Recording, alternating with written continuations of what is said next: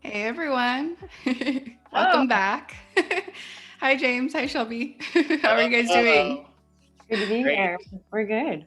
I know, me too. Thank you guys. If you watched yesterday's stream, it was packed full of just so much encouragement, and we loved watching your process. And so we're excited for day 2. If you're in the chat, tell us where you're watching from. I already see a couple of names. Hi Wade, hi Gus, a couple shout outs. Hi Sean. Hey, Gus was here yesterday. I know, Gus was here yesterday. See you again, Gus. Hi Mercurial, hi Fairy, hi Adrian, hi Mallory. Some people from yesterday, which is great. Thank you guys for joining us. We are so excited for day 2. I'm joined by Shelby and James of Little Drill. Super big fan of their work personally. And so it's just such an honor to be able to host you guys, and so excited for day 2. So without further ado, let's take a look at the schedule real quick so that we can see what's going on. Adobe Live is such a great resource for a lot of creatives. And so you can totally just have this on in the background as you're editing or working, and just kind of hear people work as you're working. Yeah. But we just had Pierre Lambert for Creative Encore just before this. We've got Little Drill until about 11:30. And then we've got Kathleen Martin for Holiday Challenge right after that. We've got Cecilia Regini for an editorial design stream at noon. We've got Kyle T. Webster for a draw along at 2 p.m. and then a design off with Voodoo Val and Jessica Fong at 2:30 p.m. So lots of stuff going on. This is such a great community, and love getting to know the people who always come back and watch. And if you're new around here, Adobe Live is just an awesome place where Adobe brings on all these creative artists to kind of share their process, teach you a little something about, freelancing or the creative world. And so, please always come back, and it's free. It's a free resource. That's like so amazing. And I wish I had known about it earlier, but, things happen. But I'm so glad that even through the pandemic and all that stuff, we were able to kind of somehow stay connected through this platform. So we appreciate you all. Awesome. Okay, so Adrian just said, really enjoyed part 1. Looking forward to today's. Thank you so much. Glad you enjoyed it. Yes, we have Tanya from Georgia, Suwannee, Georgia. We've got Asa for North Iceland. Hey, amazing. Want to go to Iceland? Yeah, I know. Give me feet so I can go. Sean said ciao, but come back, Sean. You'll know why later. But thank you guys for joining us. To anyone who is just seeing this for the first time, Shelby and James, would you give us a little introduction about you guys, and maybe share your work while you're talking about it? And yeah. Cool. Yeah. Shelby, take it away. All right. So we are Little Drill, and great, you have it up there. Thank you so much. You can see our work. We're really inspired by pop art, minimalism, lots of color, and we like to just get weird and have fun. So we're excited to be here and kind of go through some of our techniques that we use in Photoshop, and talk about some of our inspirations, and maybe even walk you through some of our projects in the past. But we're excited to be here with you guys, and just yesterday was such a blast for us. We're really inspired by this community of people. You guys are so encouraging, and you made us feel very warm and comfortable. So that's the best. That's honestly the experience that we definitely want to give you guys, because you deserve it, and you guys are so talented. So we're so excited. If you want to talk about just like what you guys worked on yesterday and what's going to be, what you guys are going to be working on today, that'd be awesome. Totally. So yesterday we worked on a pretty typical little drill picture, especially from our earlier career. Solid pink background. That is like definitely something that really kicked us off, is those monochromatic, colorful, poppy backgrounds. I can pull it up what we worked on right now. Yes. Also, Fairy says hi from Indonesia. Oh, hello from Indonesia. So cool. Our best friend, one of our best friends, Leonardo Hartomo, who's an amazing graphic designer. Honestly, like, he's got to be on Adobe Live at some point. He is the most charismatic, wonderful, beautiful person I know. And oh my gosh, he's such an amazing graphic designer. He's Indonesian, and that's so cool. Oh my gosh. Well, we'll have to, like, you know, suggest him to Adobe Live, and hopefully he'll be on at some point. But Laura says, hey, everyone. Paloma says, Laura. hey. Ooh, yes, I love this. So this is what we worked on yesterday, and you know, it's so interesting. I've never edited while having a conversation before, and so I really didn't get that far into it yesterday. And so I finished it up a little bit after the stream and added a few more hands. You know, if this was for a client, I could go a lot deeper. Sure. And I could, like, you know, remove every speck of dust off of that camera. I could, like, you know, like, make sure that every skin tone is perfect. I could do a lot of stuff, but if we're making something for social media for our use, it's really important to, like, make it, you know, done is better than perfect. Yes. Start making something else, or start doing something else, whatever, you know. Yeah. So I love that. This is how it turned out. And today I'm going to try to edit a little bit faster, and we'll try to do some other stuff. I have a collection of files that I can work on, and so we'll try to get through some of that. Yes, we're so excited. I wanted to go ahead. Oh no, I was gonna ask you guys, where are you working out of, for people who are new to you? Oh yeah, Shelby. So, yeah, I'll just pull it up for you so you can even see it. Alrighty. And you guys are in Pennsylvania, right? Yes. Yes. Allentown, Pennsylvania. Allentown, Pennsylvania. If you didn't get a chance to watch yesterday's stream, it's available for replay, so you can totally watch it. But we talked about all the things. You even shared some of your studio, which was awesome, and just how, you know, the transformation of you guys getting this space, and then, you know, yeah, your little town. It's so cute. Our little town, our little Allentown. James, do you want to bring it up on your end? Sure, absolutely. Cool. So I guess this will be a little bit redundant for people that were watching yesterday, but bear with us. So we're originally from Seattle, Washington. A few years ago, our great friend Dana Tanamachi let us sublease her apartment in New York. She really, really, like, believed in us and believed in the work that we were doing. And she was one of the first people that actually hired us to take some pictures of these amazing phone cases that she made. So we spent a year living in New York. Let's see here. Amazing. And see how I, like, as soon as I start talking, I forget to keep moving on the computer. So it's like, everybody, check out this blank screen. James, I have it up. I have Walnut. Oh, I got it right here. Awesome. Awesome. So we bought this place. We bought this place in Allentown, Pennsylvania. We paid $105,000 for it. And, you know, we were really inspired by, like, walking outside of our door in Brooklyn, New York, and looking around and going, who owns this stuff, you know? And then taking a good look at ourselves and going, well, if we were to start saving and working really hard, like, how long would we have to be as successful as we were at that point to be able to afford this stuff? And so we decided that we're not going to live to be 400 years old. And so we took what we had saved up for a down payment on a studio and bought one in cash.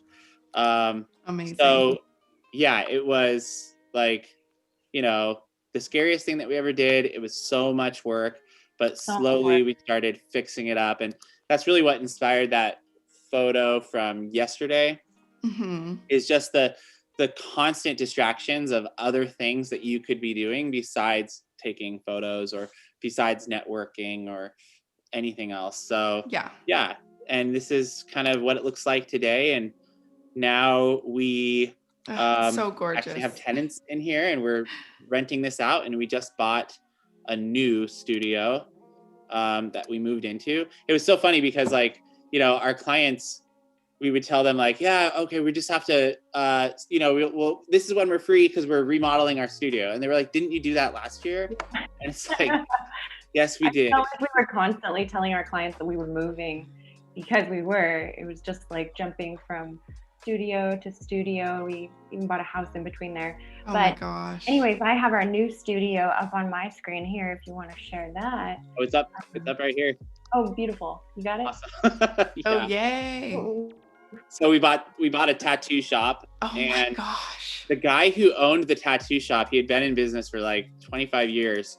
He is a lot like me, totally anxious, obsessive, like feels frozen. And so he just left everything. He was like, here's the key. Oh my gosh. Okay, but like that couch. I know. Oh, that couch. I love that you said that. It's a chrome craft. Dream. It's a chrome craft couch. It's still in our basement. We love that couch. Wow. And so, here we are. When James says that he left everything, like he literally left everything. So we had the chairs in the tattoo studio, the needles, all of the flash on the walls, and it was a huge project. And it was kind of actually sad to take it all down because it was so cool. Oh, this is kind of amazing because I know this is like, it's part of your business and like you're creating this studio, but like I feel like this there's a lot of like connections between like you building something like physically, like with a space, but then you also build things in photography and in your work, and it's like so awesome like how that all correlates or how that all like it gets connected. Yeah, totally. And it's so important to have a space that's, if you're lucky enough to have a space that you can have dedicated to being creative, to your craft. It's so helpful to be able to clear your mind. And it is challenging to have that space and be doing construction and be doing projects all at the same time. But we do it because we have a goal and we're going to get to it. And we're really excited to get to create a studio for ourselves. I love that. And also, like, as far as building things, which is kind of like one of the things that we're famous for, like, we're not famous, but one of the things that we're kind of known for by our clients is that we build things. So like once a brand called us and they wanted us to make wedding cakes out of face wipes. I mean, I don't know how many people probably said no to that, but we were like, okay, sure. Yes. And when do you need them by? A week. And we were like, yeah. So what they were doing is taking these, like, Shelby, what's that? What is it called? Macellar? Micellar oil. What's that? Micellar oil? Oh, yes. Micellar oil. Yeah. That sounds right. Yeah. For, like, so they were taking these face wipes that ladies like and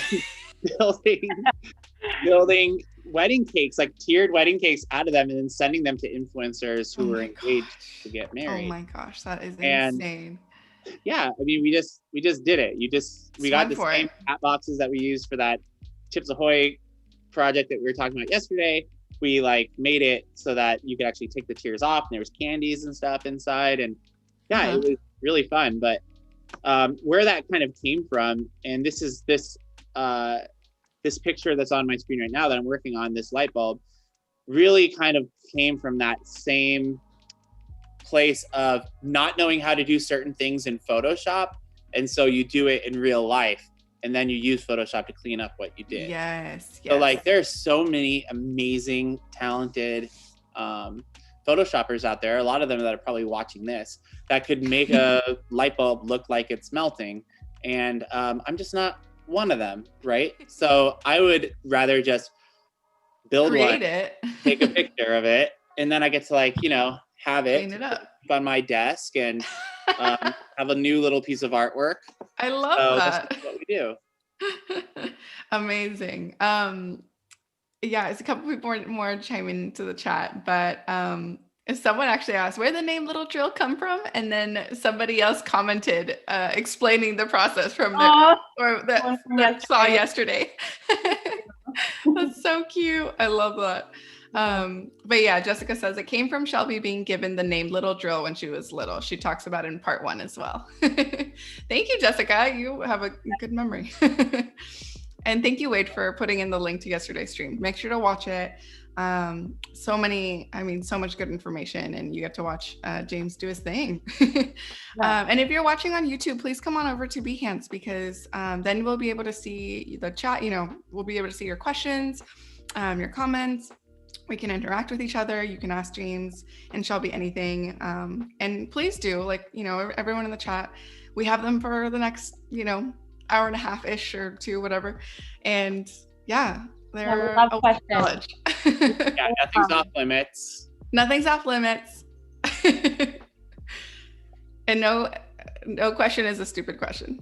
Right. That's arguable. But I love stupid questions. I ask enough stupid questions to know that is not true.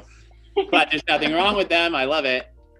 I love it. Ferry's asking, how did you make that light bulb look melting? So we started with,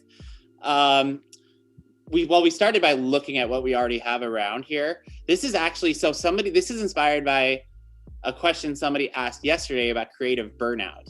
Yes. This is actually a recreation of a prop that we built for a previous photo. And we've never been super happy with the way that it turned out. But then also the previous time, what we did was we put a hole in a piece of cardboard, and then we just rested a light bulb on top of that and poured epoxy over it so that it looked like it was melting. This time what we did was we took a piece of Fimo polymer clay and we made a splash kind of shape, and then just kind of pressed the light bulb into it and rounded off the corners with our fingers. And then we took the light bulb off, baked it, and then sanded it. Oh my gosh. Put the light bulb on top. So this is a light bulb. We put the light bulb on top, glued it in, and then used caulk, and just put a bead of caulk around the outside, wiped it with our thumb, spray painted it, and this is it. And I've always wanted to have this to put on my shelf. It's one of my favorite little things that we made. So yeah, I'm really happy to have it. But that was the first time, not yesterday, but this week was the first time that I've ever sculpted anything out of clay.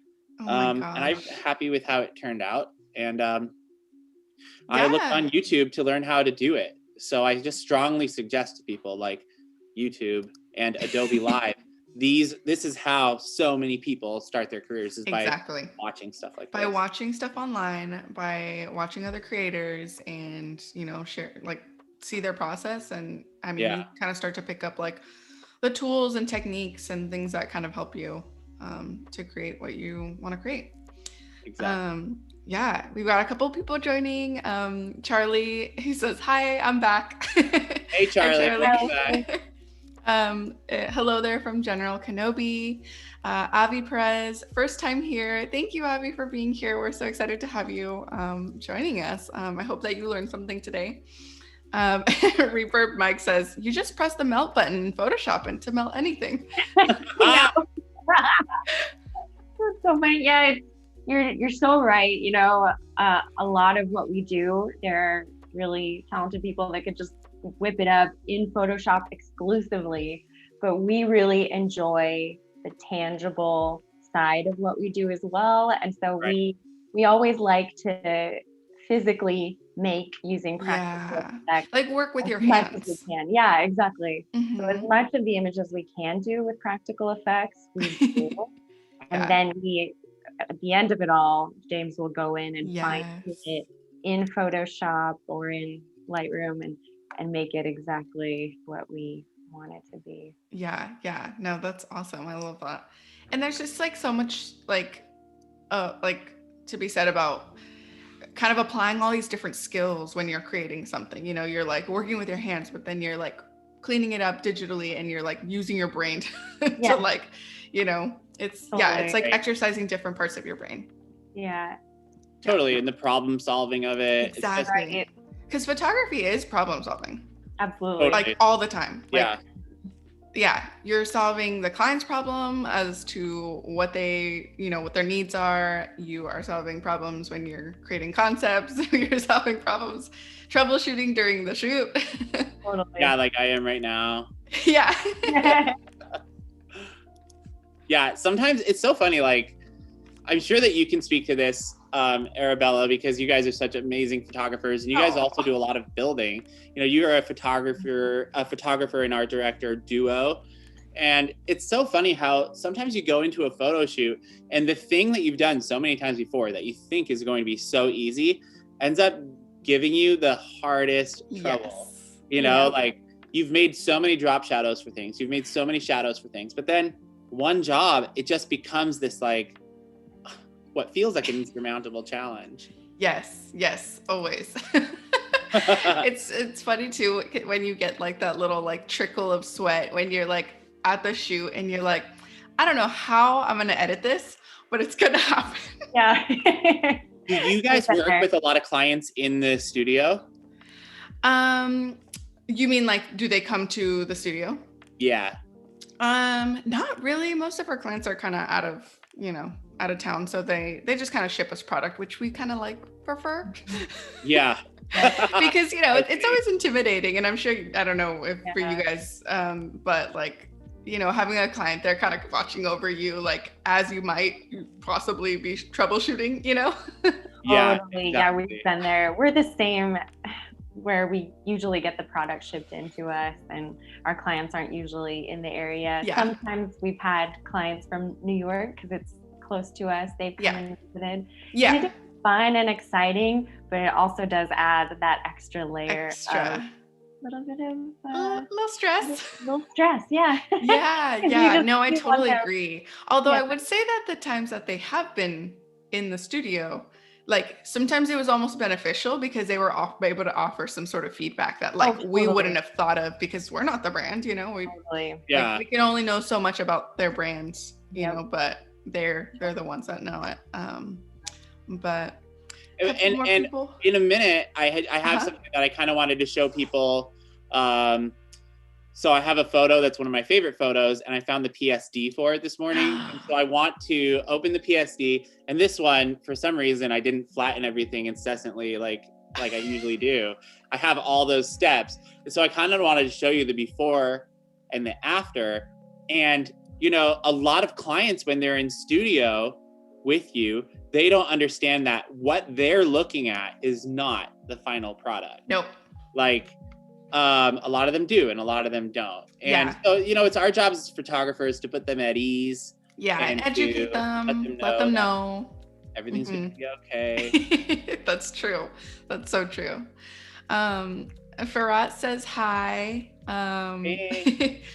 And then, Charlie's like, sorry for not saying, but I'm actually a girl. Sorry, Charlie. That's such a cute name for a girl. I love that. Yeah. Oh yeah, Fairy says, I thought you sawed off a light bulb fitting to make that melting look. But he actually just said it a little bit earlier, but that's interesting. That's clever too. It's so funny. It's a lot like Photoshop. There's not just one way to skin a cat. There's all different ways that you can touch these things, whether it be the tangible side of it or the digital. Shelby. I heard of that phrase, Shelby. Skin a cat. Insensitive. Sorry. Let's move on. Okay. But yeah, I mean, Shelby's exactly right. Like, Photoshop is like a maze, and in the middle are your goals. But in most mazes, only one path leads to your goal in the middle, right? But with Photoshop, almost every single one does. Some might take longer than others, but you can make your own path. The important thing is getting there. And that's what I love about Photoshop, is that there's so many different ways to accomplish what you're trying to do. Yeah, absolutely. I feel the same way. Cecilia says, that's amazing. I love how you just go for it. And Reverb Mike says, I stop thinking and let my eyes guide me when I shoot. The thinking comes before and after I start shooting. That's good. I like that. Yeah. Good advice. Yeah, definitely. And then Tanya says, she asks, are you just cleaning up the setting right now? Well, what I'm doing right now is removing the reflection of the blue from the bulb. This will make the picture look a little bit less realistic. Yeah. Obviously you're going to get color cast. We talked about this a little bit yesterday. So I'm trying to do this in like the very early little drill style. you know, back then we didn't really know how light is supposed to behave. And so there are certain aspects of photos that we didn't really understand. And so we would find ourselves like, if we took a picture of a leaf, for instance, and there was some light reflecting from a wall onto the leaf, we would just take green and we would put the brush on color and we would paint over that and make it so that that leaf was really, really monochromatic. It was a mistake that turned into a style. Your style.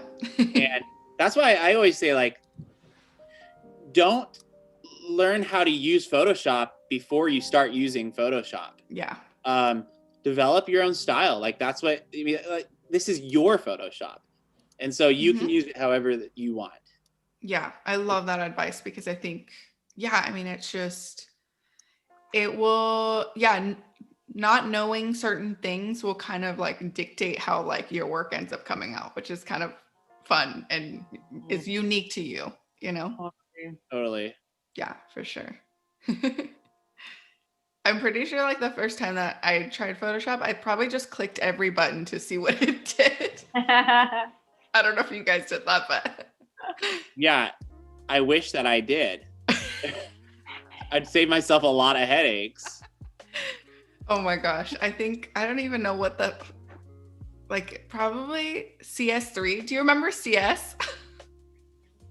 CS? Like Photoshop, or sorry, yeah, Photoshop, CS3. Like it was like the old versions before like Creative Cloud and like, oh my gosh, it was just such a long time ago.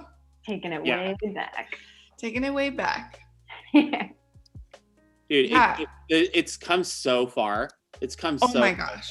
100%. I would love to hear in the chat maybe like what was the first Photoshop version that you worked in? Oh yeah, Fairy says, I remember CS. Aw. Or like a Photoshop Elements. Oh my gosh. The first Photoshop, so I remember, and this is probably the dumbest thing I could say on this stream. Hey, no dumb answers or questions. The first version of Photoshop that I used, I used at a point when I did not have the funds to pay for Photoshop.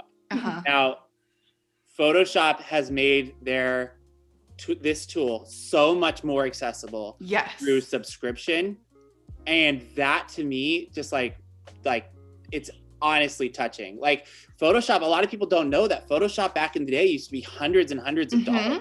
Yep. I mean, it was like totally insurmountable. I grew up without access to generational wealth and without access to a lot of things. And so, man, I can't believe that they went to a subscription model. So it's so much more accessible to everybody. I know. I love it. A lot of people are commenting. Fairy, his first was Photoshop CS6. Frank 5.5. Michelle says I started with CS5. Reverb Mike says I remember PS2. Dang. Yeah, that's crazy. Yeah, I mean they've come such a long way, and even like now and then, like I still see like there's like that meme where it's like it started from the bottom, now we're here, and it's like the old like way that Photoshop used to look, and then the new one. That's awesome. I love it. I love it. You know, it's such a good feeling when you get into this app and you just started using it, and there's just this moment when it clicks that like everything's going to be like okay. Like I just remember using it like and pairing it with the Mac that was so intuitive and just going like, oh my gosh, I found a way out of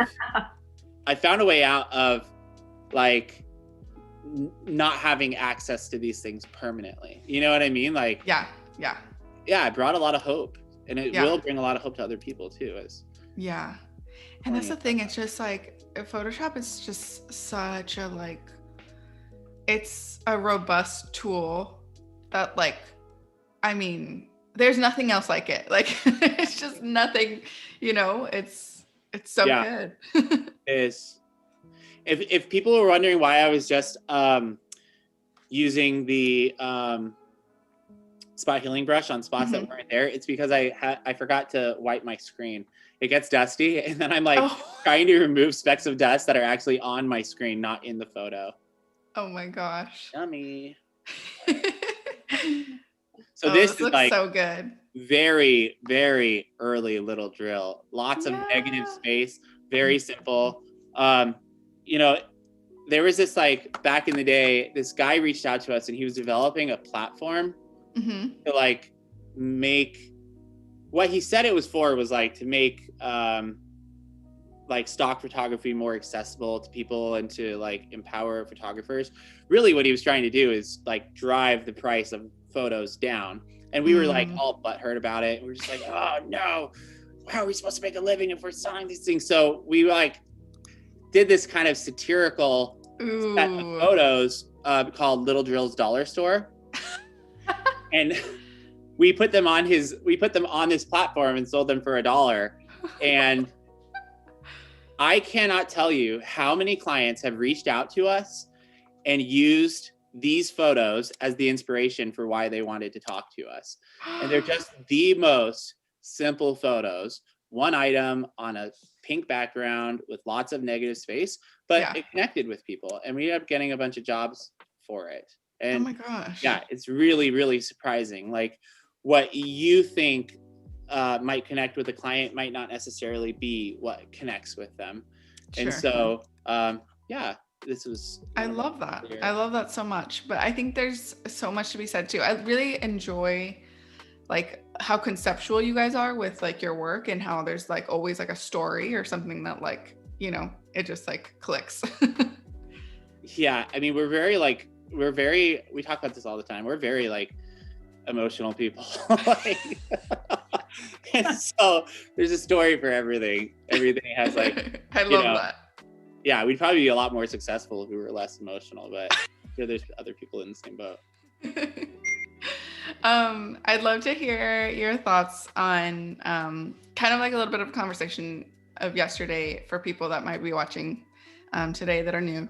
But yeah, what do you think it takes for someone to go professional or like start getting into this kind of like product, you know, photography space, and like any advice on that? I guess it's better not to think, now I'm going to go professional. I think it's better to just start working and start making the best quality product that you possibly can, and then sharing it and getting it out there, and reach out to, you know, talented peers of yours that are in the industry that have had success, whether they be, you know, in your same field or a different creative field, and just talk with them about when they have a client, what does that process look like? And when you're negotiating price and, you know, scope and project size, how does that sound? What does that process look like? And, you know, reaching out to people that you may not even know. If you don't have any creative friends in the industry, you can, it's amazing with social media, you can literally contact pretty much anybody you want. They might not respond, but don't get down about that, because for every, you know, non-response that you get, there is going to be somebody out there like us or like Arabella that's going to be really excited for you and your creative future, and will, you know, help encourage you along the way and give you a little bit of insight, just a couple of helpful tips, or, you know, those nuggets that we catch from people that really resonate. They can really help your business in a big way and help you grow as a creative. So it's good to just have it at the forefront of your mind, and don't be afraid to ask a lot of questions and apply, you know, what you learned from others that are doing it. And I love that Shelby talked a little bit there about how there's a lot of people probably who don't have creative people in their lives or aren't really plugged into a network of people. Obviously, like, you should always feel free to reach out to people without necessarily expectations that they are are going to drop everything and talk to you. We try to encourage everybody that we can. We know that there's so many people out there who need encouragement. But you know, it's so important that you put yourself in the position to make those connections when those connections come along. Like, probably the thing that's had the biggest impact on my career, besides meeting Shelby, is a long time ago when I got a job at Starbucks. And at Starbucks, I learned like the most important skill that anybody could ever learn who wants to be an entrepreneur. And that's just looking people in the eye and smiling. And that is so important. I really like grew my confidence there and grew so much. It's like just this morning, I look outside and there's like a foot of snow, and I apologize to this neighbor walking by, and I'm like, hey, we have work. Like, I'm going to shovel this. I'm sorry. And then our next door neighbor has this 7-year-old kid, maybe 7 or 9. And he goes, how about I do it for you? And he's probably 9, 10. Anyways, he's like, how about I do it for you? And I'm like, you want to do all this? And he's like, yeah. And he's looking at me right in the eye and he's smiling. I'm just like, I'll give you $10 just for this little portion. And he's like, I'll do it. And I'm just like, wow, that kid's going places because he's already learned right now, like a little bit of that charisma, confidence, and, you know, and then he outsourced the whole job to his dad. This kid's going to be a CEO. He is 100%. He's a smart kid. Smart kid. I love that. Oh my gosh. Richard commented, don't forget to save. Oh yeah. Oh.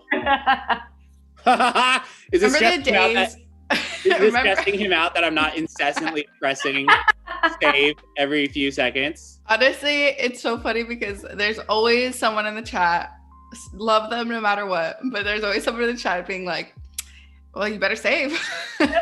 I mean, they're right. They are correct. I live life on the edge. I'm going to save it, but I'm going to wait a little while just to stress this guy out. Paco says, talk about working smarter and not harder. So true. Smarter and not harder. That kid is smart. Oh, right. Exactly. Yeah. Yeah. What would you say? Sorry. Go ahead. No. I lost it. No, I would. I know, you guys, this is like the first time that at least first for me, that I'm like hosting 2 people at a time, and we're remote. So like, bear with us if we like talk over each other a little bit.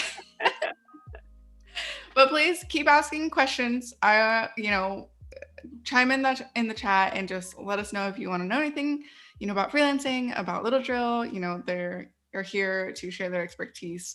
But I wanted to ask you guys, like, what, at least James, like, I know you're kind of editing mostly. What's like the most exciting thing about like editing for you, and what's like the most frustrating thing about editing for you?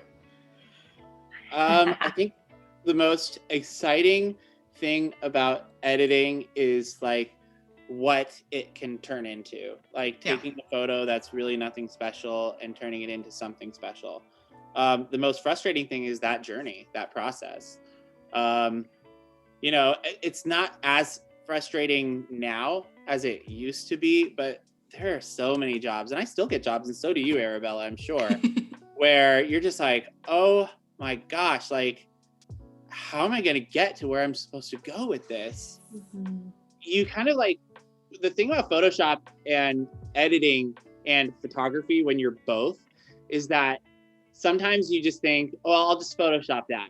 And so you slack a little bit on the photography. Yes. And then sometimes you like are so obsessed with the photography and trying not to Photoshop at all that you're working too hard on the front end. Mm-hmm. And so it's just striking that balance of like,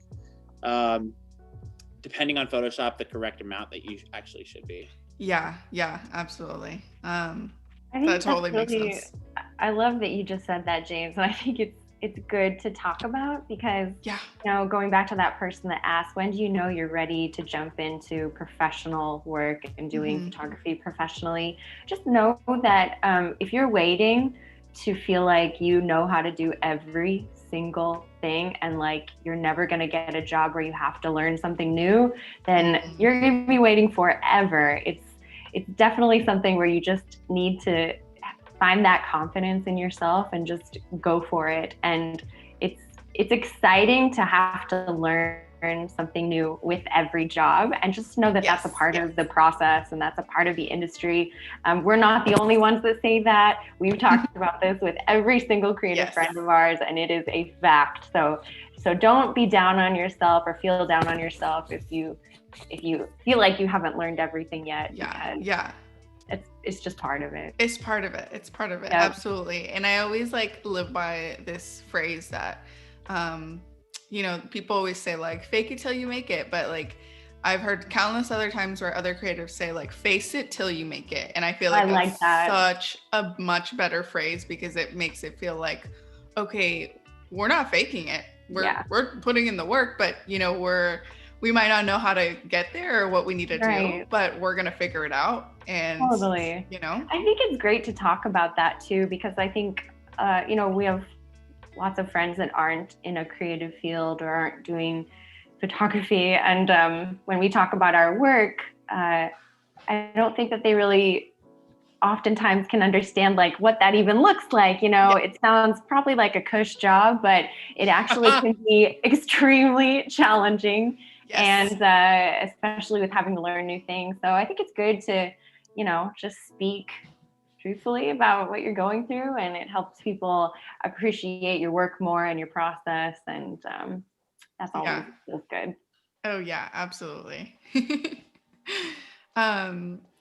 Wade says, sip and save, stay hydrated and save your work frequently. And Abby says, I just finished my studies. Cheers to that. Abby says, I just finished my studies and my first client thinks that I can drop a work of art instantly. Unfortunately, some people don't appreciate the amount of time it can take. What? Can you repeat that real quick? They said, I just finished my studies and my first client thinks I can drop a work of art instantly. Unfortunately, some people don't appreciate the amount of time it can take. Yep. You're gonna come across people that don't value you, don't respect you, and you just stay away from those people. Well, and also though, like you can't drop a work of art instantly, but if you can drop a work of art quickly, that client might like really come back to you over and over and over again because they'll start to get that you're like one of the faster options. A lot of studios, they're 30 days out before they can take on a job and finish a job. So if you're 3 days out right now and you're just starting out, like you're gonna like bust your butt, but wow, that makes you a really powerful option for that person. Definitely. To hire, you know? And then also you're going to discover this thing in the very near future called a rush fee. A lot of clients, they need what they need now. And you'll find yourself in a position where you need what you need now. And you'll start to kind of understand where they're coming from, but you can just charge them for it. Right. And going back and touching on some clients not understanding what is involved in a project that you do. I think that that's part of our job as creatives to articulate that and explain that to them. And the first step in doing that is in the proposal or the scope of work that you create for your client. And so clearly communicating and outlining every aspect of the job from, you know, sketches to conceptualizing the ideas to sourcing the props and the set design and the building that's involved, and you just break it all down so that when they get it, they are so impressed and they see you as a professional team that they can trust, and it also gets them really excited to work with you, and that's absolutely what you want when you're sending a proposal to a future client. So that's really like a part of the job, is to be able to communicate what you do and how you're going to go about it. Educate. Exactly. And a lot of clients, like you might think that you're doing your client a favor by bending over backwards and never pushing back. But your client might be more understanding than you think. If you were to say like, hey, you know, that's not really a realistic time frame. Yeah. They might understand that. But if you never tell them that, then, you know, then how can you expect them to know? Yeah, exactly. Yeah, there's some level of education there sometimes, or educating when it comes to clients like that. And it's okay. Like, I mean, actually, it's funny that we're talking about this because I just wrote a blog post recently about like red flags, like client red flags. And we're just like, I was thinking like, it's okay, like to start out somewhere, you know, like it's scary to start a business and like a company. And it's also like scary to like give up some form of control when you're working with creative photographers, you know, like I'm sure businesses feel that way a little bit, you know, like that's kind of where the micromanaging can sometimes happen. Totally. But I mean, the most important thing really is that like that clients, you know, if you explain to them and educate them, then like over time they'll start to realize like, okay, like, you know, I need to respect this creative, like I need to respect their expertise and understand the value of the work that they're bringing to me. Right, definitely. Yeah, sometimes you get clients too that are really hands off and they give you so much freedom and they just trust you. Yeah. And maybe that's because they're very large corporations and they just have a big budget and they have a lot of people that they're communicating with. So it's like whatever. And sometimes you get clients where you are helping them do something really big for their company. And it's along with that comes, you know, more pressure. Yeah. And so it's really important with those clients that are needing more communication to give that to them. Recently, I was chatting with our good friend, Leslie Harder, who owns Harder Creative, which is an awesome video production company. You should definitely check them out. They're so talented. But we were talking about the producer aspect of any project, any creative project. And, you know, for those people that are just an individual creative, you also know that you wear so many hats and you're not just the photographer, but you're also the art director and the producer. And you're running a business. The chief financial officer and you're running a business. So you need to remember that when you're communicating with your client, you are the producer at that point. And Leslie put it so well. She said, the producer is actually a creative role. And in the sense that you need to make sure that you are over communicating to the client. So you are setting the expectation as you're going through from beginning to end, the entire process, and they know exactly where we're at, what to expect, what the final product's going to look like. And so that is a huge part of, you know, being a creative as well, is just being able to connect with your clients and communicate clearly. And just develop those long-lasting relationships. Oh yeah, absolutely. Wow, I love all this information. It's so good. And people in the chat love it too. Paloma says, love that. Avi says exactly. Yeah, wow, thanks for the tips, guys. Carrie says, thank you. This is a good live. They say, I agree. Some clients don't value what you do, photography or graphic design, along with the time it takes. And Kath is also asking, how did you create your first proposals contracts? I'm not sure where to start with all the verbiage terms and haven't found any great examples online. That's great. Actually, from Harder Creative, they were so great. They just sent us their template that they used, and so we just stole it. And that was so long ago. That was like, God, that was the longer than 5. What's that? That was the Q-Tips job. That was the Q-Tips job for Unilever. But yeah, I mean, you can also find templates online as well. Another awesome duo that is a graphic design team called Chutzpah. I love them. Yeah, they've done so Adobe much. Live too. They're so fun. They have. They have a template for proposals that's awesome, and those ladies know how to write copy too. Like they are so funny and fun. In their book too, this isn't a sponsored thing or anything, but my partner Ellie read their book, which is like freelance business and stuff freelance and business and stuff or something like that. But it's like one of the best freelancing books. I love the name. So good. I know. That's great. But yeah, if you haven't seen it, you should go on. I'm not sure where the platform is that I found it. I think they walk through it in an Adobe Live actually, but they have a great template for a proposal. That's amazing. And they incorporate in great visuals and give you tips on how to present it. So that's a good one if you don't have a friend that can send you it. Yeah. Honestly, I think like what we did was we kind of like saw all these contracts online and took little bits of pieces.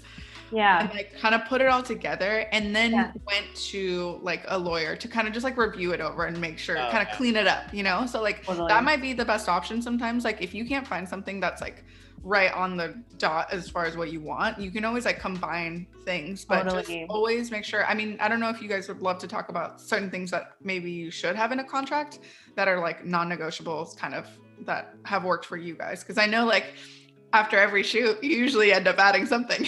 Yes, you do. Well, yeah, that's the thing is ours is always evolving. And with every job, you glean new things, you learn from yourself and your client, and you can develop it as you grow as a company.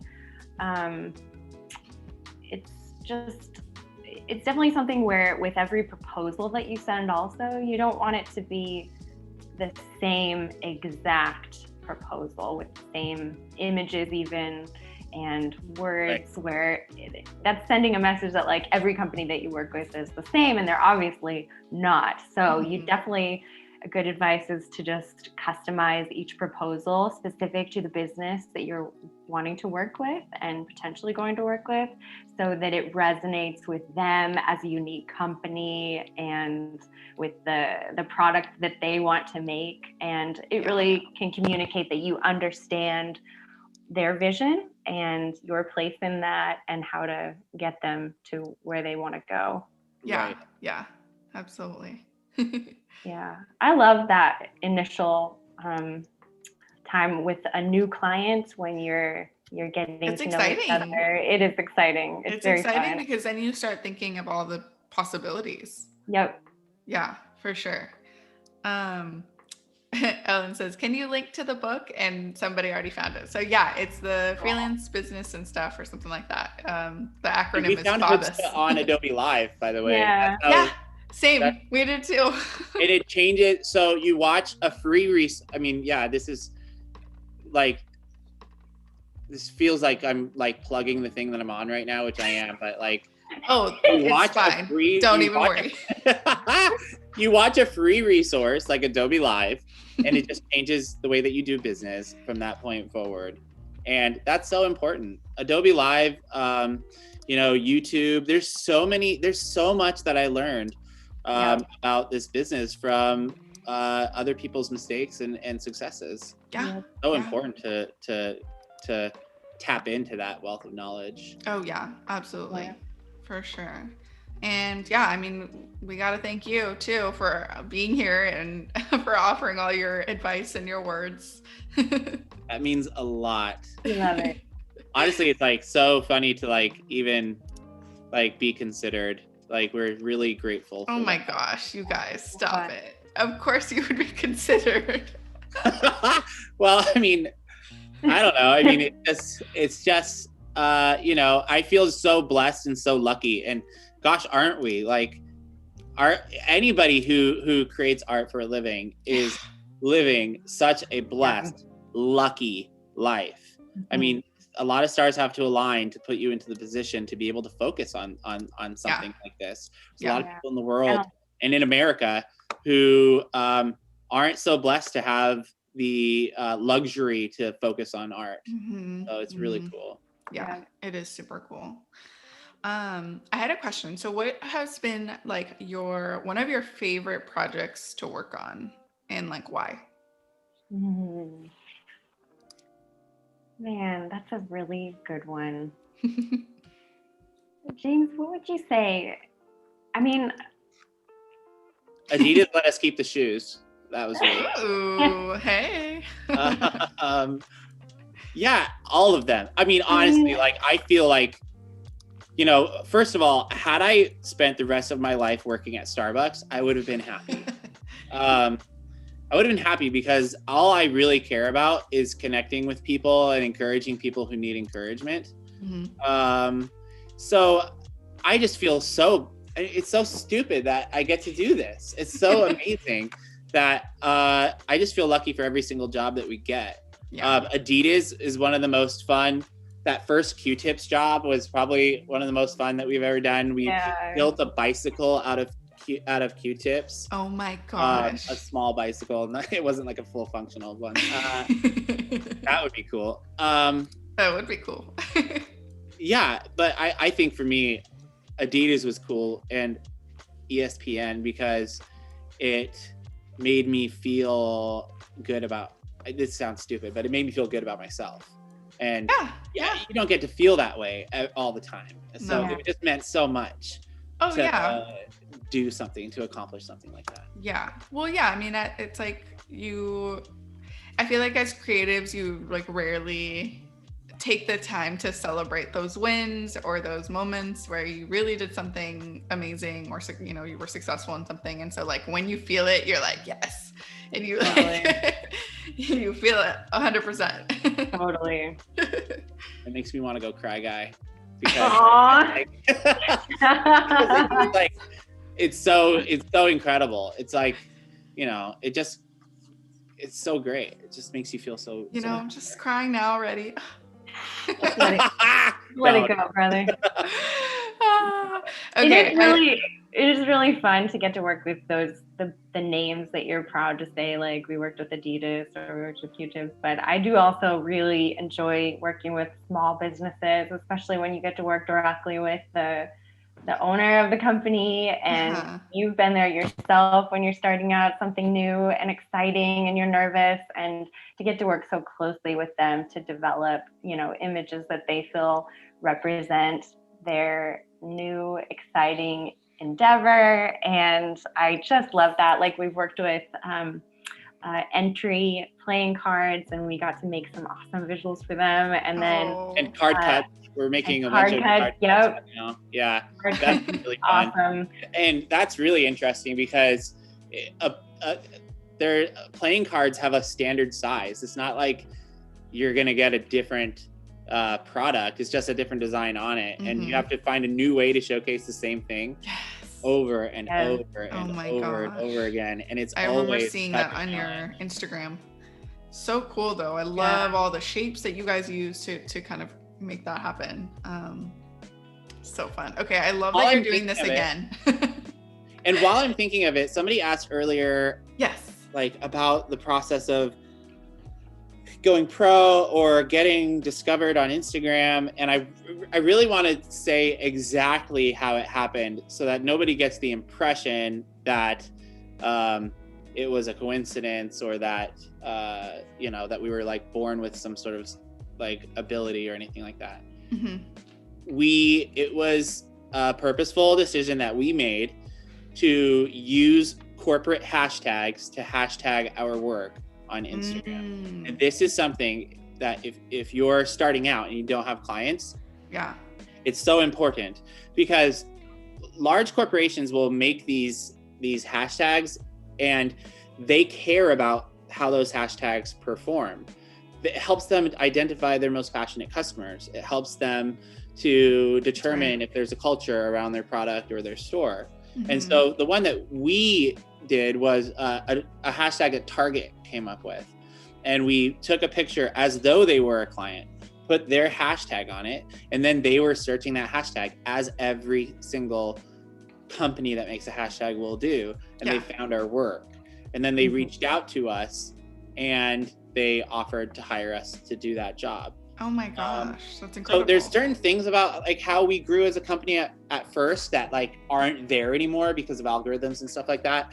But that hashtag strategy of using corporate hashtags in your work to share online, that's still a thing, and you should do that to try to get discovered. Yeah. I mean, it is like a search engine basically. Yeah.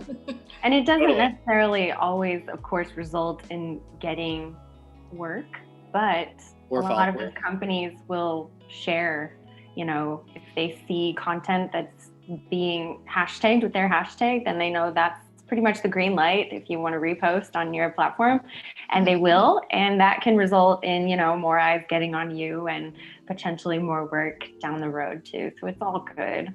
Yeah. Actually, sure. I brought up the Q-tips job. If you want to switch me over. Oh yeah. Sure. Absolutely. Also, Ryzen says, "Hi guys, greetings from Switzerland." That's Nice. awesome. Wow. So this was the project for Q-tips. It was for the beauty round. So this is actually, you can see it's like we're taking the beauty rounds and we're utilizing them to make different shapes and things. So here's the bike that James made. That is amazing. So fun. It's so fun. Oh my gosh, yes. Man, this was so long ago. It's really fun to go back and look at your work and see, you know, the evolution of how you edit and the finished product. Oh my God, yeah. And it's insane how even just a little bit of time can like cause such an, you know, so much can growth. Show a lot of growth. Yeah, a lot of involvement. That's amazing. How? We still have a lot of these too. Our props, we like to keep them if we can. And I think the glasses, I think they're downstairs in my little closet in the office. The bike fell apart. The bike fell apart, but we still have it. We can fix it. Can you imagine taking that to a bicycle repair shop? Like, I hope you don't mind, it's made of Q-tips. Yeah. I'm doing it. Oh my gosh, I love it. I love it. I know you talked about this a little bit yesterday, but I love that you're like painting in, that you painted in like that, like the silver part of the brush, like blue color versus just like leaving it. Yeah. So it was like again, it's like kind of what you don't know that informs your work. I just thought that metal should be blue because it's like cold to the touch. And in my mind, like that's just the color that it is. I think that like when you're trying to create something that's surreal, it's not necessarily as important that it look realistic. Right. And that's kind of something that's really informed a lot. Yeah, actually that brings up a good question. I feel like it'd be interesting to get your input. But so like, you know, obviously with like product photography, you kind of like want to keep some of the colors the same of like the product, you know, and not like veer off too much. Like what seems like appropriate when you're editing, like for an actual client where the product has to like remain true to color, I guess. Yeah. So, the product should remain true to color. You shouldn't nobody should ever open up a product and it's something other than what they saw online. So a lot of times we'll start out with like a picture of the product on a different tab in Photoshop. It will take colors from that product and paint them onto it. It'll still look surreal in that there's no reflection on like from the surroundings onto the product. I'll show you exactly what I'm talking about because I wanted to share this. Let's see here. And that's whoever really good question. F3 yesterday, I love you so much. I think that was Jan Eric. Thanks, and a few others. A lot. I love it. Someday I'm going to learn the difference between Control, Option, and Command. Rob says, one day I will nab the big gigs. Yes, you will, Rob. Yeah, you will. And then Wade coming at you with another pro tip. Don't let your dreams become memes or something like that. Okay, yes, I love this project that you guys did. So this is before Photoshop, before editing. You know, honestly, it doesn't look like much, and it can be kind of stressful and this is what we were talking about earlier, like when you have a client on set and the client's like, that's not what we had in mind. And you just have to be like, okay, well, like bear with me, let's get into editing it. So, you know, right off the bat, this is what I mean by taking the color reflection of the green out of what's in front of it. Yes. So the first thing I did was take the color that's already on the sweats and painted that all over them. Mhm. And then, let's see, I can't even see what I did on that layer. So this is like what I did with the shoes. Oh. So the shoes will still look, this is what the shoes are going to look like when you open them out of the package. But just by removing all the other color, they really pop off the background. Mhm. And so this was the slide underneath. Oh yeah, because it was like reflecting the green. Yeah, exactly. Mhm. So I can just come in and take white. Oops. Golly gumdrops, where is it? Oh, there it is. And just paint that white onto the shoe. Oh yeah. And you can see like it just pops so much Mhm. more. It looks so clean. And let's see. Yeah, that looks so good. Oh, I love it. And then just coming through and using, man, the stamp tool and the spot healing brush tool, they are so stinking powerful. I know. They're my favorite. I can never believe it, like how powerful the spot healing brush tool is. The other day, we made these boxes, and there was like a corner of the box that had like a nick in it that I didn't realize, and I pressed the spot healing brush tool on it, and it like just knew with artificial intelligence, I'm sure, that like those lines would converge in a corner. Yes. And it repaired the corner of that box instantly. It's so good. I love it. Magic. It is literally magic. So this was the first time that I used the radial blur tool. You see on the blade of the saw here. Oh I yeah. use the radial blur tool to make it look like it's spinning. And I think that's amazing. I just Googled like how to make something look like it's spinning in Photoshop or something like that. Well, it looks realistic. Yeah. That's so good. The spot healing brush tool I use to remove things like logos. There's probably faster ways to do it, but I mean, it just does such a good job. I know. I love it. So remove all these logos, clean it up, change the color of the gloves, and here's what the next layer looked like. So interesting. Okay, Wade just commented. He said, so painting out the surrounding reflected bounce light is so counterintuitive to me, but it's so good for giving it a surreal look. Right. Yeah. Which is like totally. Yeah. 100%. It gives it a surreal look, and it's like what you do wrong sometimes, purposefully wrong, that makes it look so right in the end. Yeah, absolutely. Ferris says hi. Hey, what up, Ferris? Awesome. So I changed the color of the saw here, and then it helps to come back in and to burn, like when you put a color layer over something, come back in and burn over the areas that need to be darker, so it gives it more dimension.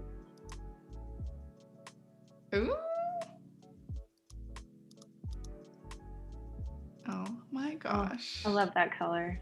That deep. Yes. I used the shadows that were already there. I brought them up, isolated them onto a layer, and put them back underneath Shelby. Oh, is that you, Shelby? Oh, me. I love that. I got to be the model this time. Little vignette. Yes. Oh my gosh. Yes. How? I'm like, just, I'm so amazed right now. So go to Adobe Stock and look up smoke and put it, use the screen blending mode. And it was like the easiest part of it, actually. Oh my gosh, it just amazing. adds so much. It does. Should your saw be smoking like that? Probably not. If it is, yeah, probably not a good thing. You turn it off, unplug it. Yeah. Definitely threw it off. A little sawdust there, also stock photography. I love that. A little blur. So I used the sawdust and then created the sawdust layer again and then used a motion blur on that sawdust.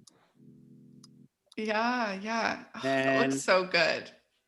that's it. That's the final Amazing. thing. But it's so I was like kind of terrified when I looked at the group them together. When I looked at the original picture, I was like, oh, what are we gonna do with this? And you just have to take breaks. Google how to take breaks, Google City, YouTube University, all the things. YouTube University. Okay, but see, this is I understand what you mean about like the possibilities, right? Like you might not know exactly where you're headed, but it's like you're gonna get there. The process and the journey, will lead you. Exactly. Yes. Yeah. Jessica's asking, did Shelby and James get to watch this year's Adobe Max? If so, who would they recommend to watch? Adobe what? Adobe Max. I didn't. Tell me about it. Yeah, you'll have to tell us about it. Well, this year it was free, so it was pretty cool. Because just remote, everyone's awesome.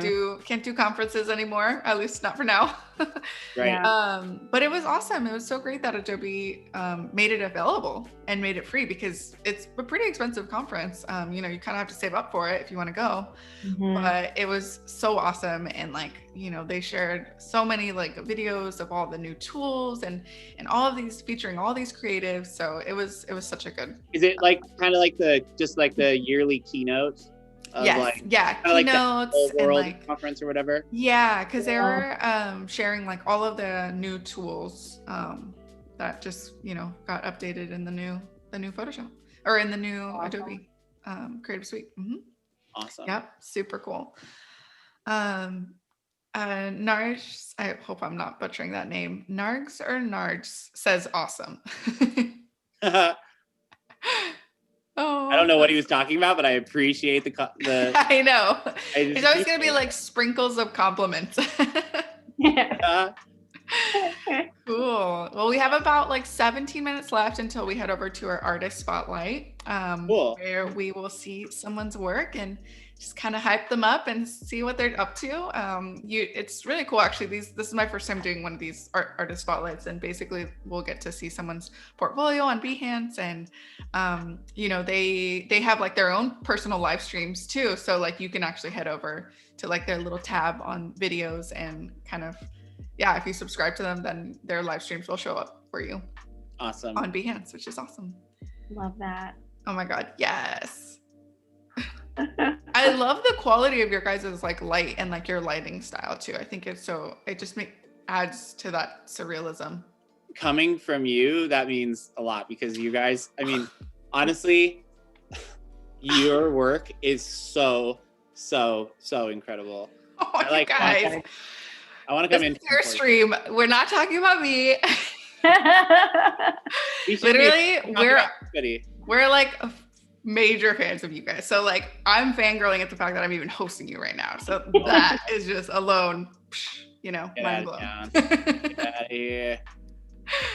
No, but I love it. I just how freaking unique that you just put these dollar bills inside of the paintbrush. That's it's actually $300. Oh my God. Yeah, it's actual money. And it's funny because we wanted to use the old bills because they just visually, I don't know, we like the look of them better. Yeah, a little bit cooler than the rainbow colored ones that are the new bills.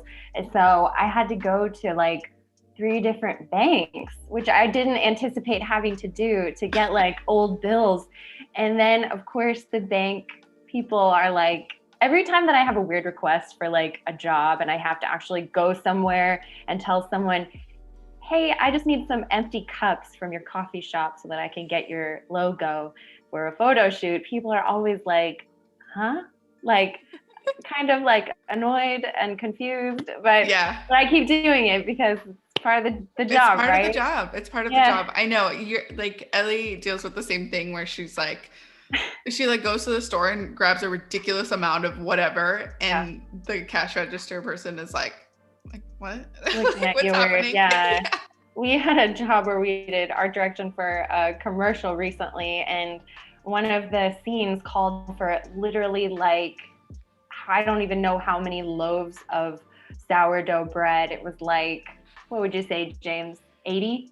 All It of was them. crazy. So I had to go to like a dozen or so bakeries to get all of this sourdough. Wow. And I remember going to one of the grocery stores and I was just loading up my cart, and the woman that made all the bread came out and she was just like not happy. You could tell.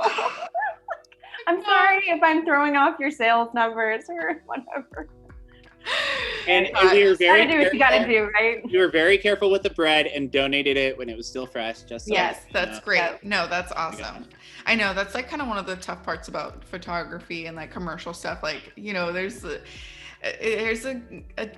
amount of waste sometimes, but like you always do your best to like try and you know, give it away or like it, you know, offer it to somebody else or whatever. But a couple questions. Rob was asking, what was the budget for this project? Oh, for this? Mm-hmm. For this project, well, $300. Just kidding. $300. The FEMA we had from like a couple years ago. So I think we spent like a couple bucks on that. The light bulb I think is burned out, so that's free. The brush was like $7. The money will go back in the bank account. We do have some fake 20s in here, but that's from another job as well. Yeah, we did use the washable paint for this, so that we aren't ruining the money. So we could wash it off, and we already have, and it went well, thankfully. Amazing. Yeah. And then Valentitious. Hopefully I'm saying that right. Love that name. Valentius? No. Valentius. Maybe it's Valentius. I think that's right. Can you guys talk a bit about ideation and creating meaningful art / edits, basically telling a story? Yeah, I mean, so tell more about ideation and how to tell a story through like creating meaningful art and edits. Well, it should probably mean something to you to start with. Yes. That's really important. So this picture right here, I'll tell you really quickly like what this was inspired by. So Shelby and I bought that building that you had seen. When we bought that building, it was such an insurmountable job and we had no more money. And we were actually living, so the top 2 floors of that building had no electricity, and it was like totally like just unlivable. We had a commercial space in the back, and for way longer than anybody would be comfortable with, we were actually living back there with no kitchen, walking to the gym to shower, eating, cooking all of our meals on a like a one of those little tabletop hot pot things, you know, like it was one of the hardest periods of our life. It was so hard. But and I say that because like it definitely had such a positive impact on us as well, and allowed us to identify really strongly with even the guys down at the mission, like when we just got a chance to talk to them to say, you know, we know what it's like to be underhoused, and we know what it's like to feel like, you know, like you don't have a lot of opportunities. So we applied for a grant to get the building painted, and we were awarded a grant. And then when we told them that we wanted to paint the building white, they took this grant away from us. They said, no, we want to paint the building like this dark gray color. No. We're like, well, that doesn't really, you know, work with our brand. And it doesn't work with our vibe. Exactly. And so they took it away, and it was so tragic. But then we had to prove that it was historically appropriate to paint the building white. And so we actually like collaborated with historians. We collaborated with like, we did research into like the history. We put together a whole PowerPoint. We went to the local historical society and searched the name of the guy who built our building in 1872. I'm shocked the amount of research that you had Well, to do. And when James says we had to prove the historical appropriateness of white brick, he's not saying that they told us, hey, if you can show us that it's accurate, then we'll help you. It was just like, no, you're done. We're not going to paint it. We're going to give the money to someone else.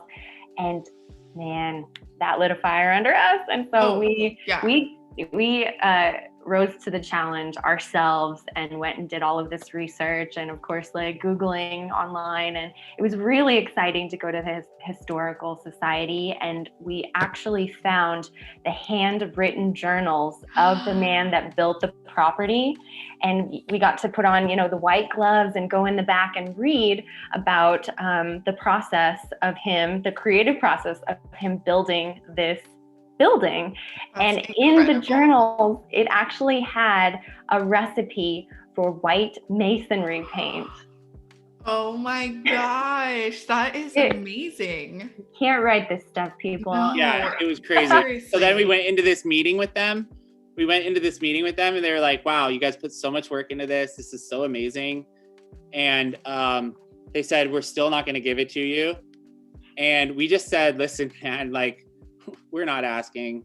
Like, we have worked so hard, and we are willing to fight for what we're willing to fight for what we need. And there are so many people out there that probably identify with that get that sometimes you just have to fight. You just have to fight. Yeah. And they gave it to us. They gave it back to us. Oh my gosh. Wait, that's amazing. And I think that's so, like, that makes this piece of art like so much more symbolic, you know, that the white paint, the money that like was given to you, taken from you, and then eventually given to you. And the paintbrush. Yeah. So good. Right. How many minutes do I have? Like one? What, sorry? I said, how many minutes do I have? Like one? Oh, you have like 8 minutes. Oh, cool. Carrie says, oh, wow, that is awesome. And Bryce says, it was destiny. Yeah. I would like somebody else's destiny, please.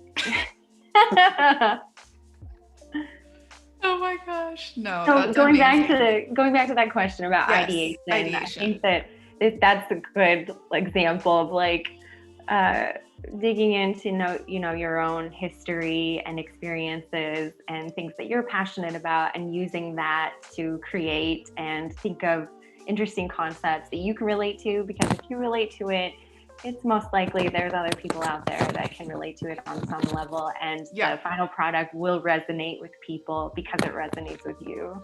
Oh yeah, absolutely. I think especially in this day and age, like, we're really at a point in our history and our culture where people's struggles are informing their artwork as much as their successes, and the veil's kind of off, and people are really tapping into like there's so many people whose struggles are so much worse than ours, but that can inform such even more beautiful artwork.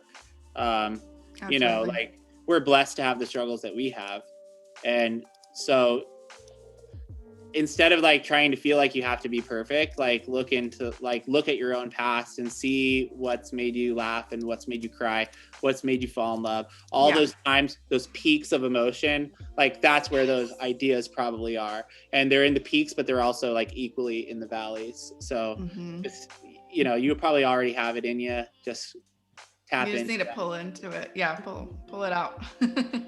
That's so good. That's such good advice. I think, yeah, I mean, regardless of whether people think so or not, I mean, we're all emotional human beings. So definitely. You know, pulling from those emotions, from the peaks, like you mentioned, can be super powerful. Yeah. And then if you get a project, if you're assigned or commissioned to create something that delivers a message, and you may not know very much about it, or it doesn't necessarily resonate with you, then that's when you just go to your resources that you have and study like that client or that company or the subject matter. And that can be a part of, you know, the creative process as well, is just doing your research and learning. Mhm. And then the more that you understand it, the more ideas that will come to you that you can utilize to communicate that message in a powerful way. Mm-hmm. Ooh, I like what you're doing. You're like creating your own shadow. Yeah, it's not a super sophisticated one. It's probably like the I only have 5 minutes left version of it. It's exactly what you have, 5 minutes. Right. But yeah, that's what we're doing.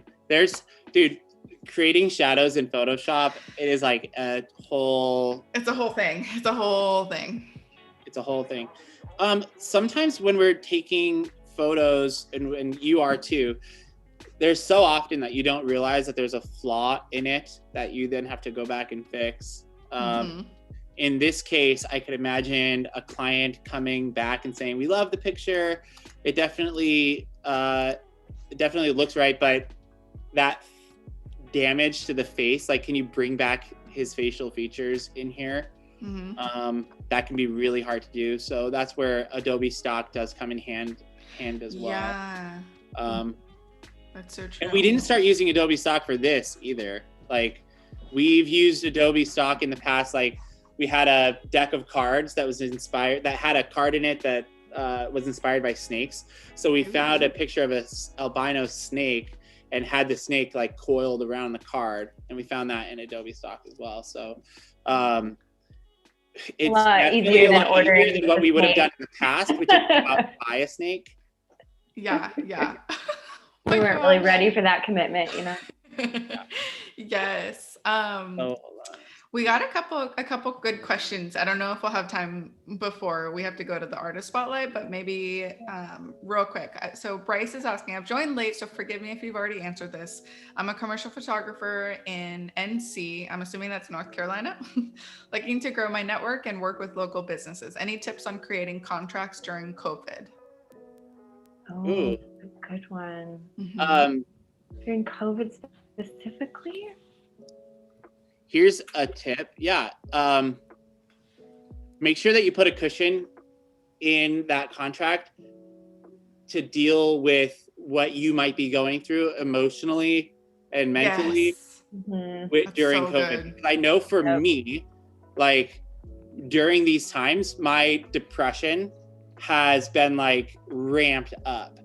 And you have to give yourself some compassion in that area. So I would say, one, like, give yourself a little extra time, have compassion and empathy for your client as well. So that would be one. Shelby, can you think of any from your end? Yeah, I just want to expand on that, having compassion for your client, and to have a lot of understanding and just be able to be flexible with payments. You know, it's a hard year for everybody, included, especially those small businesses that you may be working with. So if you can defer a payment a little bit, if they need that, or offer payment plans. Yep. We just it's a tough year for everybody. Yeah, absolutely. Another thing that we didn't get to touch on that I want to just briefly hit on is just diversifying your business. So when you're starting out and you're focused on, I want to be a product photographer, or I want to be a wedding photographer, just know that it's really important to figure out different ways that you can use your work or your craft to also produce income.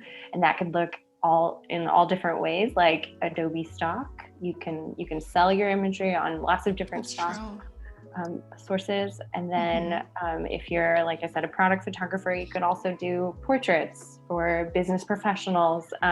For James and I, we rented our studio space out and we moved somewhere else. And so that's a great source of income for us with our creative team that rented from us. So that's there was a time during our career when I went and sold hot dogs at Costco.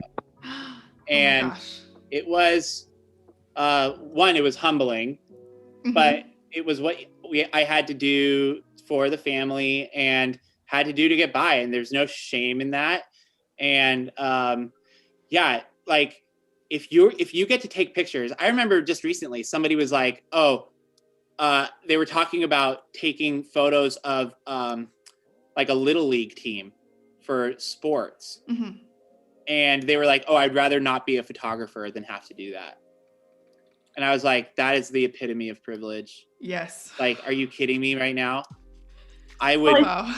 It's really important to just diversify because you don't know what's going to happen with your industry, and with technology being so fast right now, things can change like at the drop of a hat. So if you're, you know, a lot of social influencers experience this, where there was a flush of just promotional jobs coming in, and then after the algorithm changes, that changes, and you just need to be on your toes and ready to pivot and be able to produce in lots of different ways, so that if it, you know, the rug gets pulled out from underneath you, you got somewhere else to stand. Yeah, I love that. Such great advice. And I know there's a couple questions from, I know Jessica asked, please ask after the artist spotlight because we'll get to your question after, but we are ready to hit over. So I am going to start sharing my screen real quick. All right. Let's see. Exciting.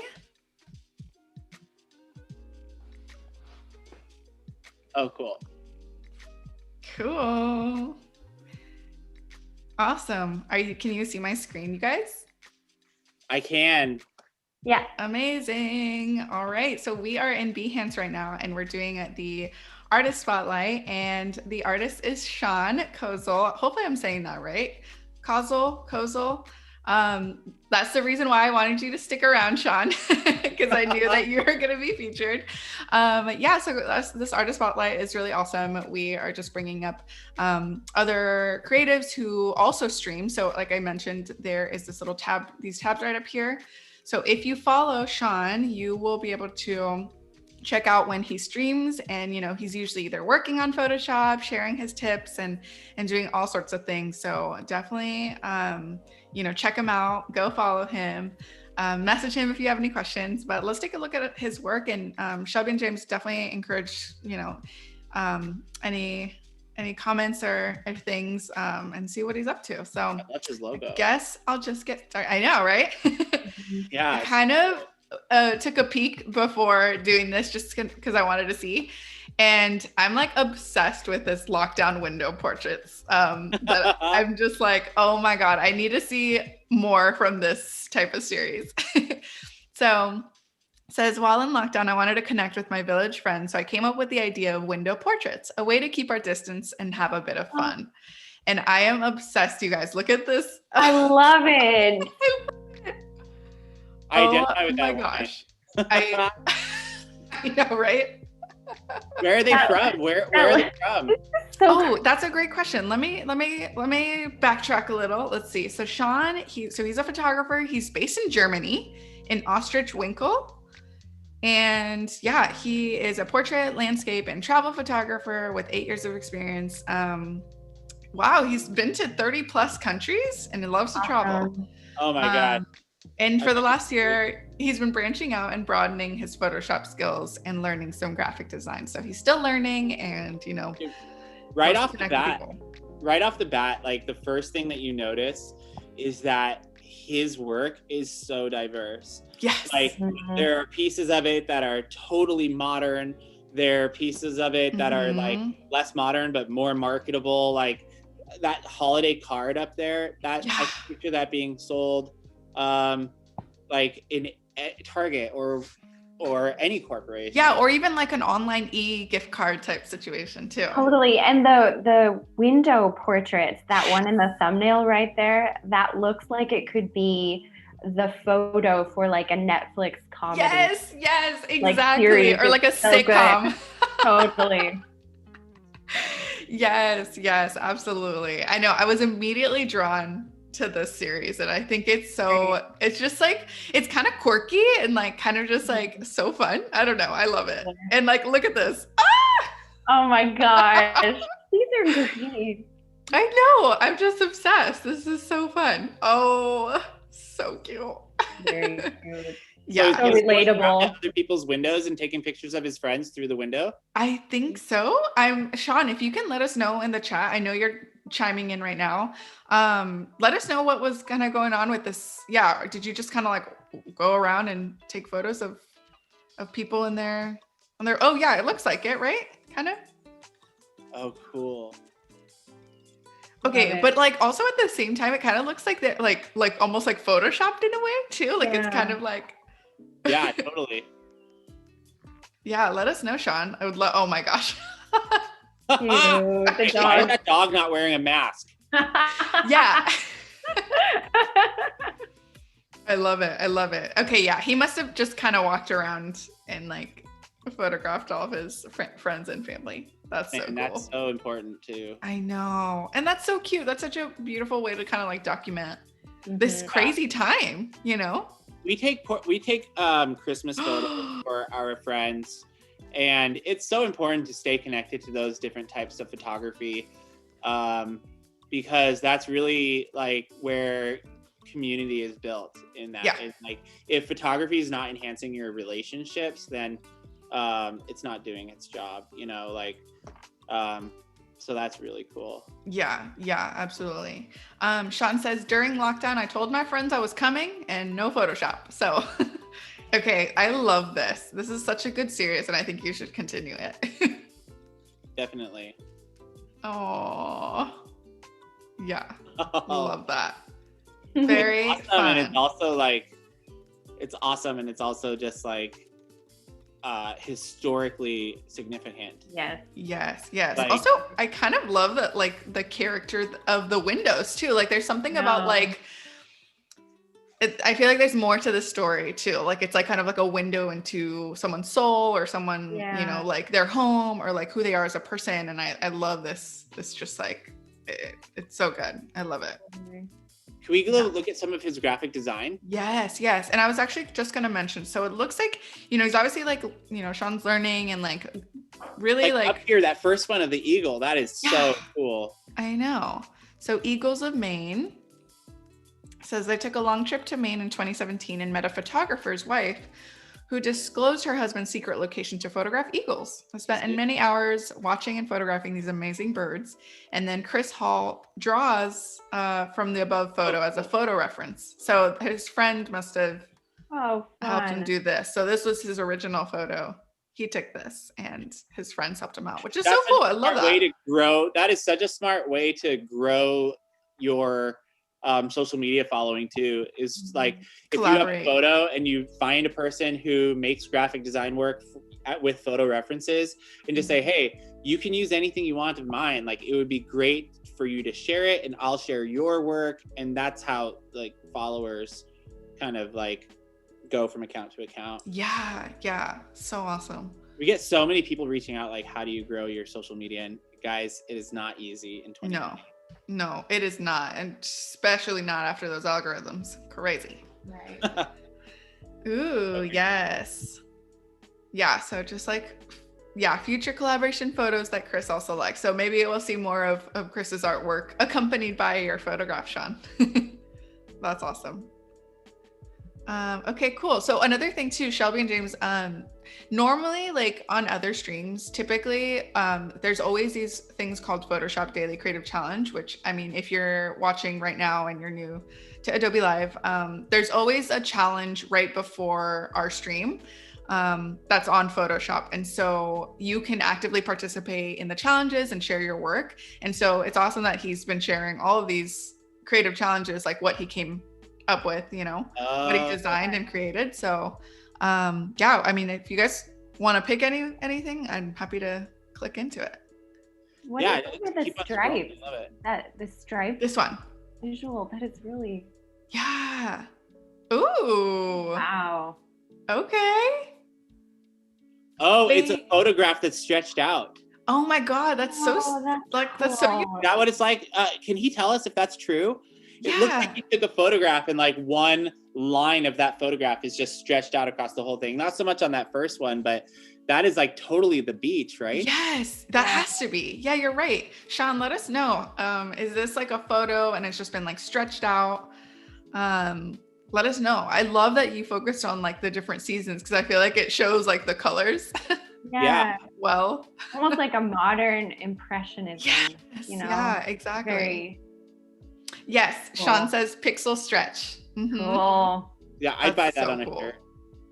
I love it. Totally. Yeah, on like a shirt, a t-shirt. Yeah, I love it. That is cool. It's so cool. So abstract. Yeah. Yeah, very, very cool. How did he, I wonder how he like stumbled upon that. I know. It's such a smart idea. It's such a smart idea. I know. And I like, it's crazy because I mean, like, even just like a photo, like you can create so many iterations of like spring photos, you know, and like have different, like you can even do a whole series on like maybe like a full year and just like one picture a day. Yeah. And like create a whole, like, I don't know. Yeah. I mean, it's funny, like that second one down, the summer one. Yeah. Like it fully makes me feel like I'm at the beach. Yeah. Even though it's just like, I just love it. Yeah. That's my favorite one. Yeah. Aw, that's so cool. What else? Yeah. Sean says, I may have learned that from Kathleen. Hi, Kathleen. Thanks for joining. Yep. Pixel stretch. That's awesome. Cool. Anything else that you guys want to tap into? Love to. I love it all. Oh man. Jeez Louise. So look at this oil slick one right there, the June 22nd, 2020. Yes. Oh my gosh. We had a job where we had to make a very similar pattern, and holy mackerel, it killed us. Hard. We were trying to do it with paint. Oh my gosh. Then we were trying to do it with oil, and then we were trying to do it this way and that way. And then finally I was just like, Googled, like found a video of somebody doing it in Photoshop artificially. I don't even know if the client knew that it wasn't real, but it turned out great. Oh my gosh, amazing. Oh my gosh, it is so valuable. It's fun to get to try using different mediums to create your final product, because then you can send the client different options, and yeah, for sure you're getting the right one. Definitely. Man, this is so great. So he does this like every single challenge? I think so. Yeah, Sean, this is awesome. I'm glad that you're participating. Yeah, honestly, there's so many people who participate into the challenges. So like, it's awesome. And it's, I mean, it's just a good way. Get out of that. Yeah, it's a good way to, one, like sharpen your skills, but two, like just like learn about tools that you might not have, you know, if you didn't. Totally. So see, like there's sometimes the challenges can be logo design. Sometimes it's like product photography or like different things on information card. Yeah.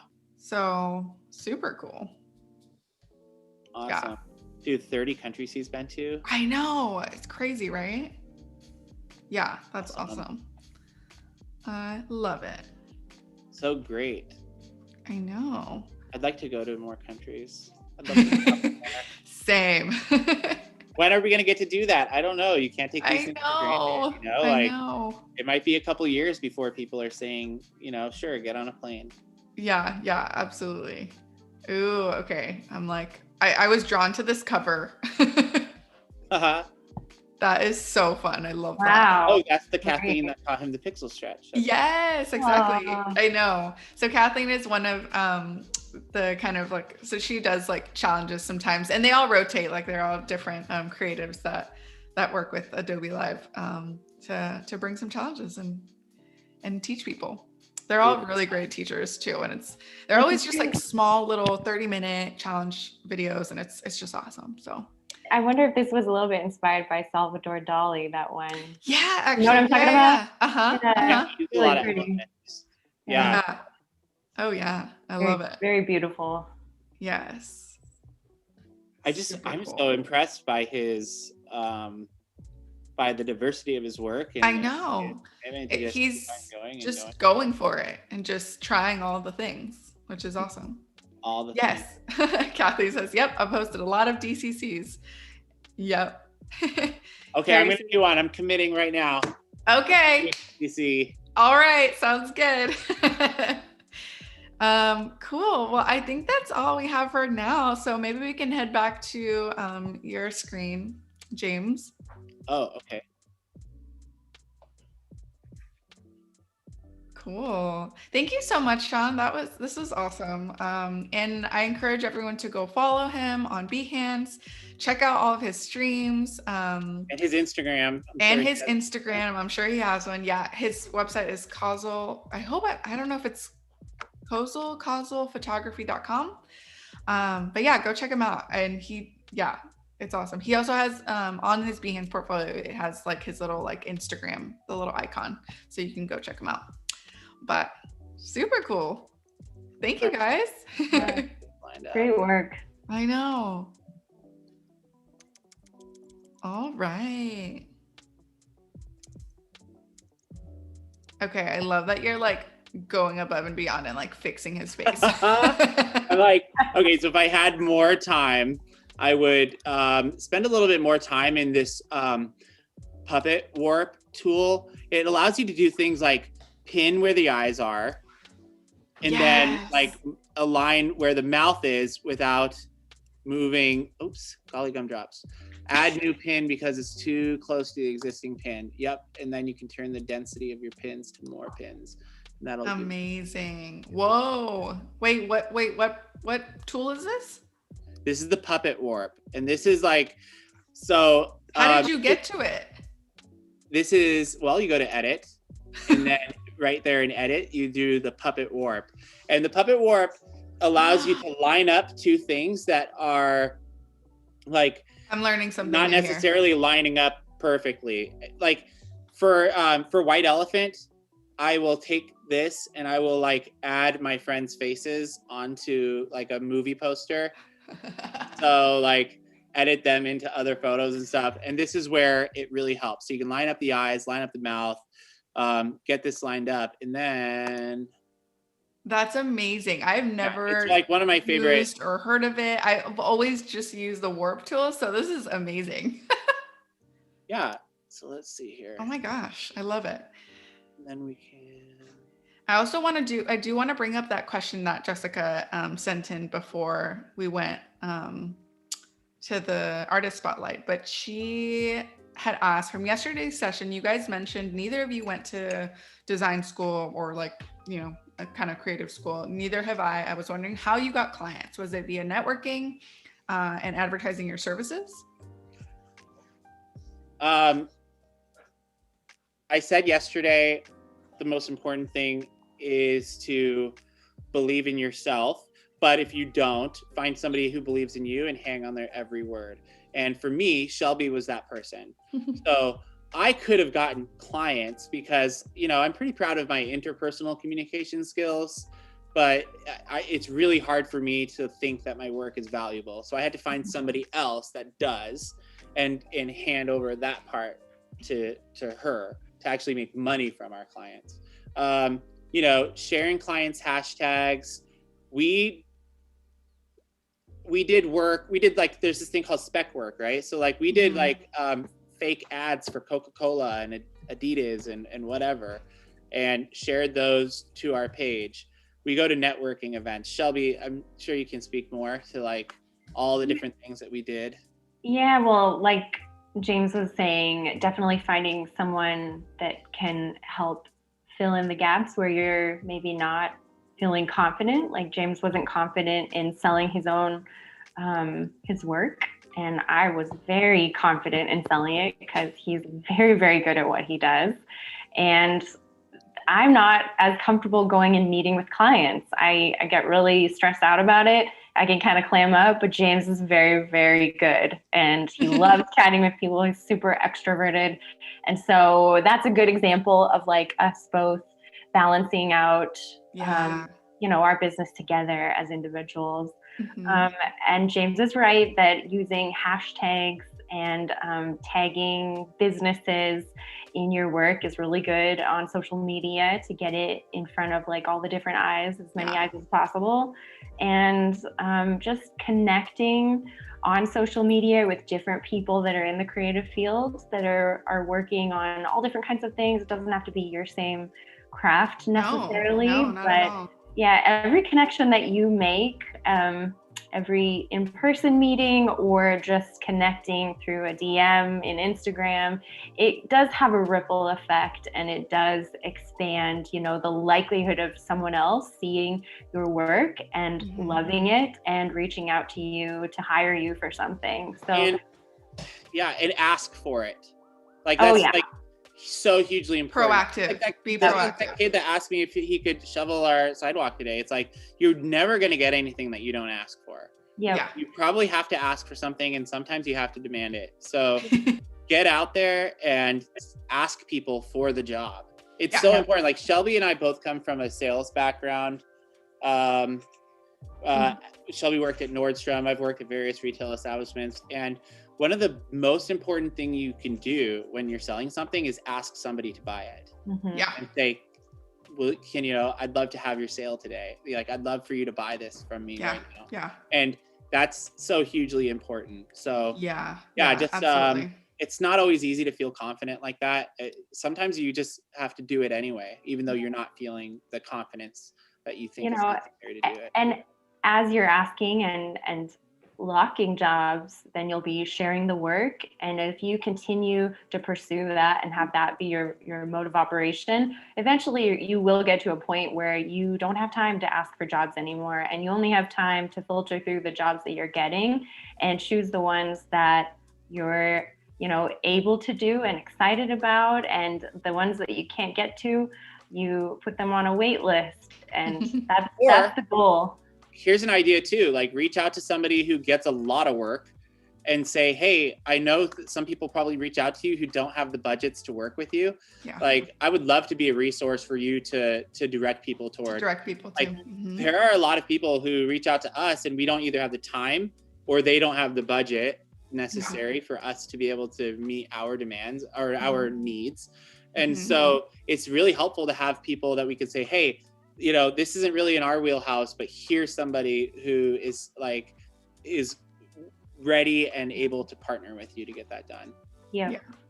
And when we were getting started too, we had some people that saw that in us as newcomers, and that was so helpful too. So these are all just good ideas for you to keep in your back pocket. Exactly. And kind of look for those types of individuals to help be your help along the way. Oh yeah, absolutely. And I'll add to that as well by saying that, like, we always say this, like, put out the work that you want to be hired for, and like serve it on a platter and give it to them right in their faces, Totally. Put yourself in front of the people that you want to work for. And also, I think adding to the fact that you were talking about, like, building that network, connecting with other creatives, not necessarily even in your field, because I think even like, it's been successful for us to like make friends with designers, because most of the time clients who are wanting design or branding need photography too. So like, there's like this kind of cross promotion between two different agencies that, do different work, but like could, refer to each other. Totally. Refer work to each other. Yeah. I'm so determined to get done with this before we just have one last step. That's so fun. And also, like, we try to respond to everybody. Like, if you guys have more questions, we don't necessarily have all the answers for you, but we can always share like what's worked for us. So feel free to reach out to us. And if you are reaching out to creatives and you aren't getting responses, don't take it personally. It's a crazy industry, and a lot of creatives are very busy and overwhelmed. And so it's not that they don't want to talk to you. It's just that maybe they're just a one-man show and they're having a hard time filtering everything that's coming at them. Yeah, absolutely. For sure. I like that you use the high pass filter too. You do that sometimes? Yeah, it's really I love the quality of it. Yeah, it definitely helps like what you're doing. So I don't really know enough about the high pass filter to Me neither. why it works or what it's doing exactly. But basically, go onto Adobe Live or go onto YouTube, look up the high pass filter, and you can see like it just sharpens what's at the front of your photo without necessarily sharpening it from front to back. Yeah. So you can set the high pass filter to be sensitive enough to pick up on the things that have a lot of texture and contrast, but not sharpen everything else. Yeah. And so it definitely helps the product have that like hyper realistic, like pop out of the picture look to it. I love it. For a lot of people, they might think, oh man, like they must have such a nicer camera than I have. Like Nope.